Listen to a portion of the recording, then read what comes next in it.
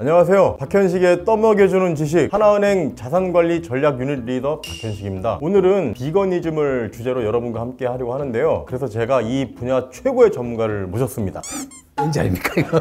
안녕하세요. 하나금융경영연구소에서 소비자 빅데이터 분석을 맡고 있는 황성영 연구위원입니다. 오늘 주제는 제가 뉴스로 먼저 접하고 너무 흥미로워서 알아보게 되었는데요. 요즘 여기저기서 비거니즘이라는 단어가 많이 들리더라고요. 비거니즘이 대체 뭔가요? 사실 비거니즘이 최근에 나온 이야기는 아닙니다. 이게 1944년 영국에서 도널드 왓슨이라는 사람이 비건 소사이어리를 창립을 하면서 그때 이제 베지테리언의 앞에 VEG와 AN 사람을 붙여서 이제 비건이라는 단어를 만들었거든요. 말씀을 들어보니까 이 비거니즘이라는 게 결국 채식주의와 같은 말 아닌가요? 이 비건은 말 그대로 그냥 채식주의자고요. 채식을 실천하고자 하는 의지, 완전히는 아니더라도 조금이라도 육식을 줄이고자 하는 그 문화를 비거니즘이라고 합니다. 최근 몇 년 사이에 이제 ESG 경영이 화두가 되었지 않습니까? 탄소 배출량을 감축하고자 하는 노력을 각 기업들이 하고 있었고, 탄소 배출량 중에서 메탄이 차지하는 비중이 꽤 높거든요. 그래서 이제 축산업에서 온실가스 감축에 기여하고자 이제 채식에 동참하는 사람들이 지속적으로 증가하고 있습니다. 근데 뭐 탄소라던가 이런 온실가스 얘기 나올 때는 주로 뭐 자동차 배기가스 아니면 뭐 석탄의 활용 그런 것들이 이제 온실가스 초래한다 이렇게 많이 알고 있는데, 그것뿐만 아니라 이 축산업을 통해서도 온실가스 배출이 그렇게 심각한가요? 탄소 배출을 하는 요소에는 좀 여러 가지가 있습니다. 전체 지구에서 나오는 그 온실가스 중에서 18% 정도가 축산업에서 배출된다. 그만큼 이제 위협적이라는 연구 결과가 제시되었는데요. 그러니까 다시 말하면 소나 뭐 말처럼 이 좀 되새김질하는 그런 동물들은 장 내에서 소화가 되면서 트림이나 방귀로 메탄이 배출된다. 뭐 이런 원리인데요. 실제로 이제 에스토니아에서는 소를 키우는 농가에다가 방귀세도 받고, 그 옆에 있는 이제 덴마크라는 나라에도 방귀세 부과를 검토 중에 있습니다. 그러니까 얼마나 심각하냐면은 그 소고기 1kg을 생산하기 위해서는 물이 15,000에서 2만 리터 정도가 필요하고, 사료가 7kg에서 15kg 정도 필요해야 소고기 1kg를 얻을 수 있고, 그 소고기 1kg 얻는 데서 온실가스가 36.4kg 정도가 나옵니다. 그래서 이게 얼마나 큰 거냐면, 사실 유럽산 뭐 폭스바겐이 좋은 자동차들 있지 않습니까? 그런 자동차들이 250km를 주행할 때 나오는 즉 이산화탄소하고 맞먹는 양이다, 이렇게 보시면 됩니다. 이번에 이런 조사를 하면서 저도 고기 없이는 못 사는 사람인데 고기를 좀 줄여야 되겠다 이런 생각을 가지게 되었긴 했습니다.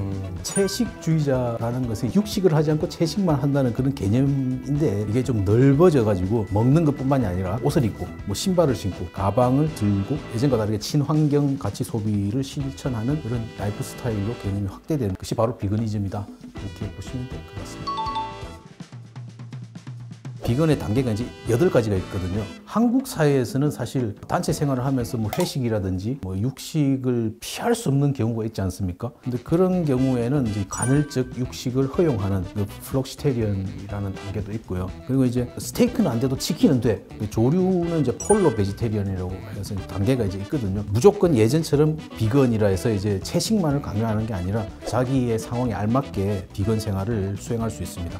요즘에 이렇게 비건을 추구하는 사람들이 많아지다 보니까 산업에서도 좀 변화가 있는 것 같고, 오죽하면 뭐 비거노믹스 이런 용어도 생겼더라고요. 예, 맞습니다. 비거노믹스는 비건과 이코노믹스의 합성어인데요. 채식 인구가 증가하면서 대체육의 식품업계가 가장 먼저 반응을 하였는데요. 동물성 고기 대신에 이제 100% 식물성 재료로 된 대체육 상품이 2030 세대로부터 인기를 얻으면서 다양한 비건 제품을 출시하고 있습니다. 연배가 좀 있으신 분들은 그 80년도에 실제 육고기 맛과 상당히 괴리가 있는 콩고기를 아마 기억하실 겁니다. 저도 아마 어머니한테 한 3년 속한 것 같습니다. 요즘에는 이제 롯데라든지 CJ라든지 신세계 푸드 등 대기업들이 비건 브랜드를 출시하면서 실제 육고기 맛과 매우 유사한 대체육을 개발해서 2030들에게 큰 인기를 얻고 있습니다. 우리가 지금 배가 고파서 그런지 먹는 얘기만 계속 했는데, 그래요? 이 비건이 다른 산업에도 적용되는 사례가 있을까요? 화장품에도 이제 비건 제품이 출시되고 있는데요. MZ세대들이 비건 뷰티템에 대한 그 관심이 상당히 올라갔기 때문에 몇몇 브랜드에서는 동물 시험이 없이 순수 100% 식물 성분으로만 생산을 출시했다는 비건 전용 브랜드를 개발해서 MZ세대들한테 적극 소구 중에 있습니다. 그 외에도 뭐 비건 패션이라는 게 또 유행을 하고 있는데요. 우리가 우리가 흔히 아는 명품 브랜드 구찌나 생로랑, 뭐 발렌시아가 이런 명품 패션 브랜드가 있지 않습니까? 그들의 모회사가 프랑스의 이제 캐링이라는 회사인데 이 회사도 이제 22년 가을부터는 모피 생산을 전면 금지하겠다. 그래서 퍼프리를 선언했습니다. 영국에서는 이런 비건 인테리어로 만든 아파트도 짓고 있다고 합니다. 아마 이렇게 이제 많은 기업들이 비건 제품을 출시할 것으로 보이고요. 그 외에도 이제 숙박업 중에서는 워크힐 호텔에서도 이제 비건 컨셉의 객실을 선보였는데요. 뭐 예를 들어서 뭐 베개라든지 소파의 충전재가 오리털이나 그런 게 아니라 비건 충전재로 대체하고, 뭐 욕실에 있는 뭐 샴푸라든지 뭐 비누 같은 것도 모두 동물 실험이 없는 그냥 순수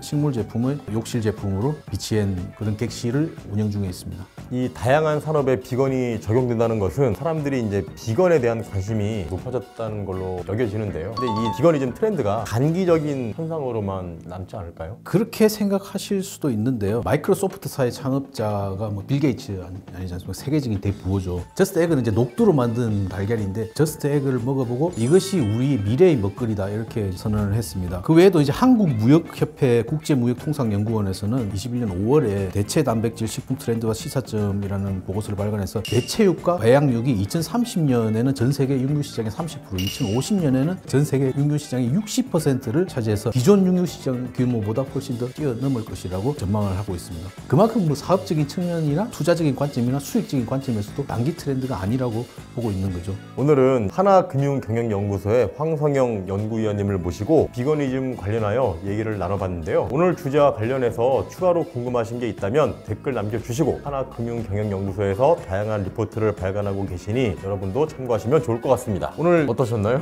예, 우선은 박현식 리더님께 초대해 주셔서 너무 감사하고요. 오늘 비건을 제가 발표를 했는데요. 저도 비건에 관심은 많았지만 수익의 관점이라든지 투자의 관점을 떠나서 지구 환경 문제라든지 동물을 잔인하게 실험한다든지 이런 동물권에 심각한 것을 더욱더 느꼈기 때문에 저도 이제 비건을 좀 시작해 볼까 생각 중에 있습니다. 그리고 이제 지구 환경 문제는 너는 비건 하니 나는 비건 안 할 거야 뭐 이런 하고 안 하고를 떠나서 이 생존이 걸린 문제니까 모두가 관심을 가져야 될 문제가 아닌가 하고 생각을 하고 있습니다. 그럼 오늘은 여기까지 이만.